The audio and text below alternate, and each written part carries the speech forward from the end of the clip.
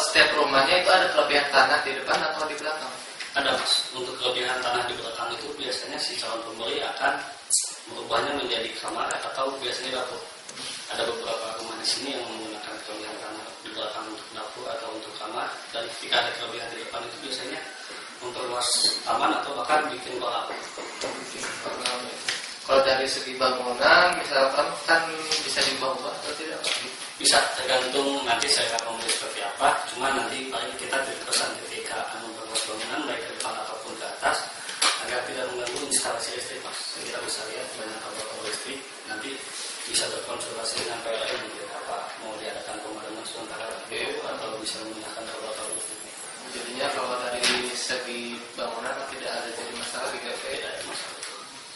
Untuk promosi apa yang sudah dilakukan oleh pihak rumah ini mengenai pasar maksudnya. Untuk promosi itu kita begitu Mas kapal masuk ke sini mungkin Mas akan melihat ada billboard besar ya, ada spanduk, terus nanti juga kita bisa menyebarkan brosur-brosur rumah ini ke perumahan, ke instansi-instansi lain atau ke perkantoran.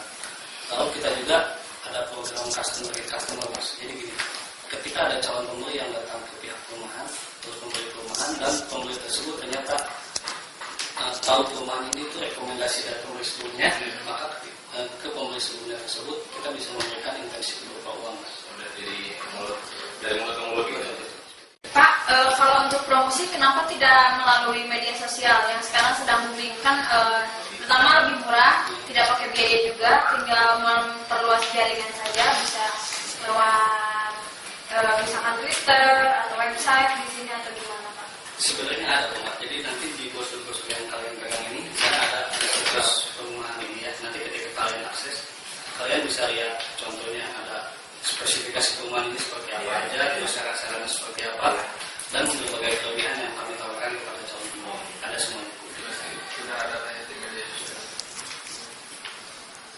Kalau target Bapak gimana? Pasar. Memasarkan itu harus kepada ditentukan orang-orangnya gitu. Nah, secara umum boleh. Sebenarnya secara umum kami tidak ada segmentasi antara menengah atau atas. Tapi kita melihat bahwa kebutuhan perumahan di sini itu bisa mengakomodir berbagai macam orang yang bekerja di perkotaan. Seperti contohnya kita bisa lihat di Jalan Cileunyi, di daerah sana banyak tempat. Itu menjadi target kami untuk bisa merangkul calon pembeli yang bekerja di daerah sana.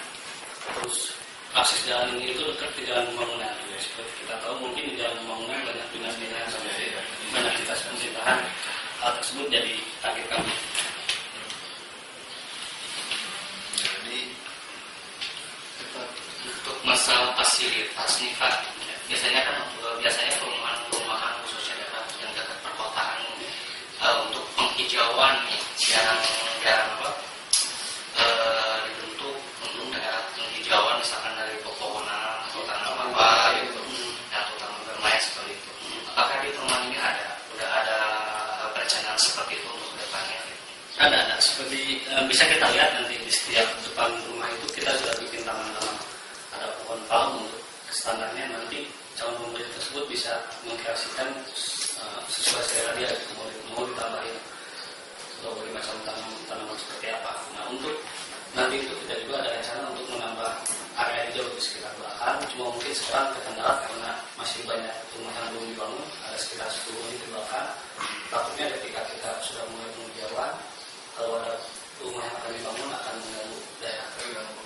Kita tunggu mungkin rumahnya sudah selesai semua, lalu kita lakukan penghijauan. Kalau itu Pak, soal sarana-prasarana seperti tempat buat beribadah, Masjid, TK, anak-anak, sekolah, sudah ada. Untuk TK memang belum ada ya Mas. Kita masih melihat bahwa di sini itu belum semua keluarga itu ada yang punya anak atau orang ya. Untuk fasilitas ibadah ada di depan masjid yang berdekatan dengan jalan rumah. Pak, kembali lagi ke yang tadi masalah akad. Nah, kalau misalkan calon pembeli itu mau booking tempat ini itu maksimal masuk uangnya itu berapa Pak? Untuk biaya booking tersebut sekitar 5 juta sekian Mbak, dan biaya booking itu akan jadi termasuk nantinya ke harga rumah. Contohnya pembeli itu booking dengan uang 5 juta, harga harga rumah 225 juta, sehingga nanti sisi pembayaran mungkin sekitar 220 juta. Nah, kalau buat DP-nya Pak? Nah, untuk DP sendiri kami menyesuaikan dengan bank pemilik yang itu. Biasanya DP itu kisaran 30% dari harga jual. Harga jual berapa, 30%-nya itu DP yang harus disesuaikan calon pemilik kepada kita. Kalau misalkan si calon pembeli itu membatalkan secara sepihak, bagaimana Pak? Apakah uangnya kembali lagi atau enggak? Untuk pembatalan itu akan hangus ketika rumah sudah selesai dibangun. Jadi begini, ketika nanti rumah akan proses pembangunan, si pembeli membatalkan untuk uang booking tersebut akan hangus sekitar 50%. Kalau penolakan bank Pak? Penolakan bank itu uang bookingnya hangus Pak, hangus seluruhnya. Oh, semuanya hangus. Oke.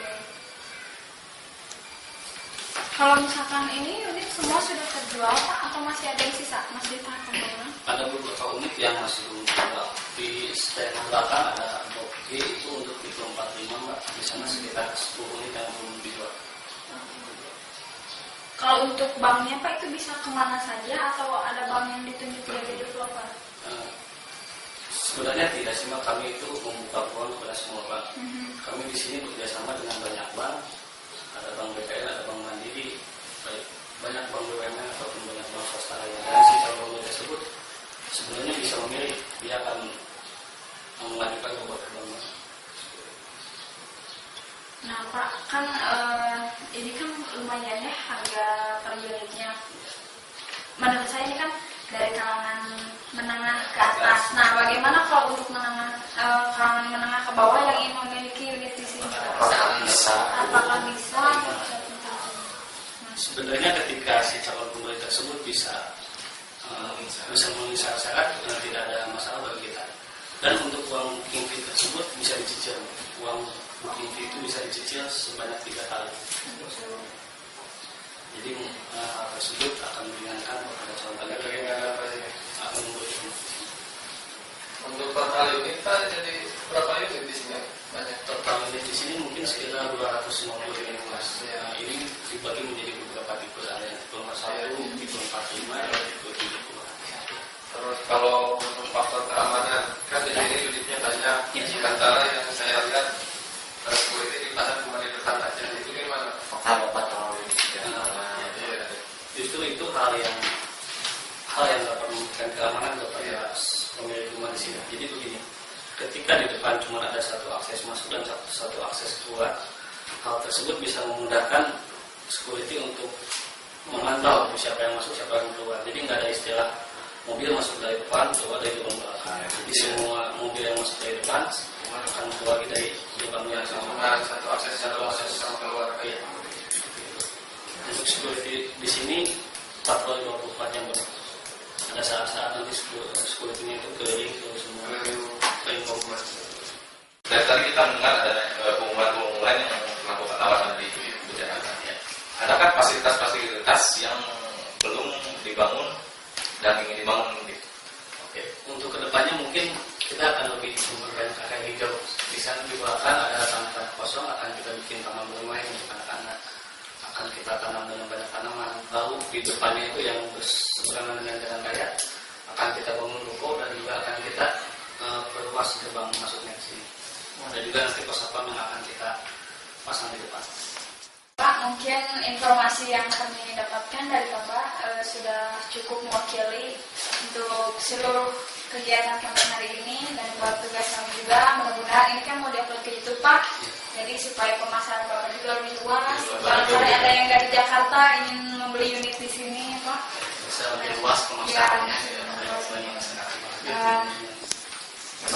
Segitu Pak. Mohon maaf, Mudah-mudahan lancar ya.